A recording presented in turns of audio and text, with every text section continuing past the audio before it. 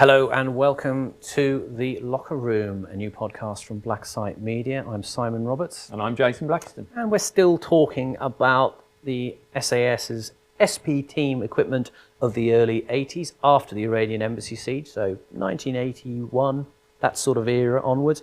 And we're dealing with breathing protection now. And so old soldiers will recognise this. This is the S6 or SR6 gas mask by Leyland Rubber, as it was, which was the primary facial interface between the soldier and the world of noxious gaseous substances. Now, I'm not really an expert on gas masks as such. What I know is when I see an S6, that's what it looks like. These were made... They're very distinctive, aren't they? Very sort of, kind of striking looking things, aren't they? They're a bit like a sort of horrific mask from a weird tribe somewhere in the Amazon or something. But anyway, they came in two patterns, one with an attachment to put a filter canister on either the left or the right. This would, of course, be significant depending on which your strong arm was, which your shooting arm was. So if you shoot with the right hand, you'd want to have the mask canister on the left side so it doesn't interfere when you're turning your head with your aim. I've never seen one of those. Ambidextrous type. You don't ambidextrous as such, but they do left and right variations. Okay. I've seen ones with it on the other side for left-handers. But not with a twin port. No, just a single port. they never seem to be made with like later respirators with a twin port. No, but they have a variety of these unusual. So when did they first start making these? When was the first introduction of this? I think probably the more traditional round lens. I think these came in the 60s. Okay. I don't know the precise date off the top of my head. I could look it up. We could probably cheat and put a voiceover in at this point, which says they were brought in. Put something at the bottom of the screen. There'll be something here at the bottom of the screen. Say, these idiots don't really know. But here's the information. Never really regarded that sort of fact as important. But anyway, they were they came with a variety of canisters. So you see these sorts of things throughout the images of S6s in use. That is a particularly distinctive kind of canister. I remember the Action Man toy actually had a canister like that when they did the Iranian embassy siege figure. He had one like that. That's a more common one that you see. It's quite an old one. I imagine the thicker ones are probably MBC and the thinner ones are probably more for CS gas and irritants. That's right, yeah. The larger canisters generally do seem to have been ones for nuclear, biological, chemical threats. More recent ones, you will see the big fat ones for the S10 respirator are very much like that. Another pattern here of a canister at the front. Again, and you see... Have you seen all these types in reference photos? Yes. Yeah. Yep. And again, it's not something that's doctrinaire, I suppose. It's what the supply and the task was that dictated the use of these things. But again, it's another sort of misconception that the SP team were always acting in gas masks. Later on, I have seen reference pictures of units going in with perhaps just a balaclava and a helmet and some goggles, in fact, rather than... So the image of the SAS trooper in the gas mask is one that is kind of operation specific. Yeah. Interesting thing about the S6 gas masks, they have this form-fitting rubber face piece.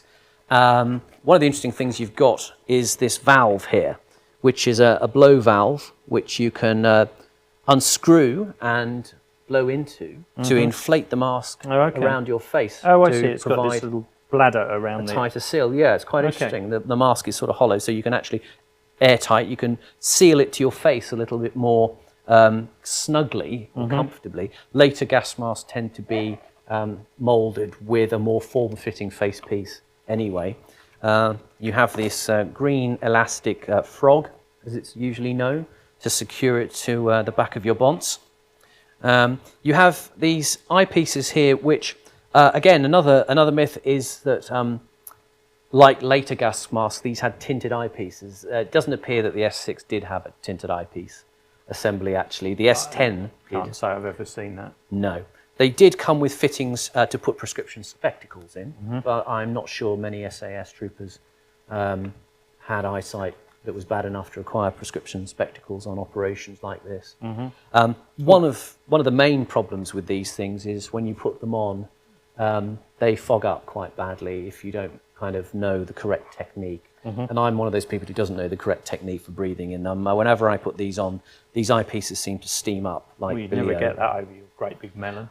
Well, no, there is that. I mean, it is lucky I really don't have to do any of this work professionally, because I'd be absolutely useless at it. But you know, this is a common problem with wearing these. Is you get a sort of moisture fog in one of the eyepieces usually, and I think there's a technique for blowing to expel it, but I don't know what that technique is. I'm sure some old soldier in the comments will know. Fill you in. And this is the haversack that you know, the S6 came with. This is a sort of quite an early one that is dated 1971, the year I was born.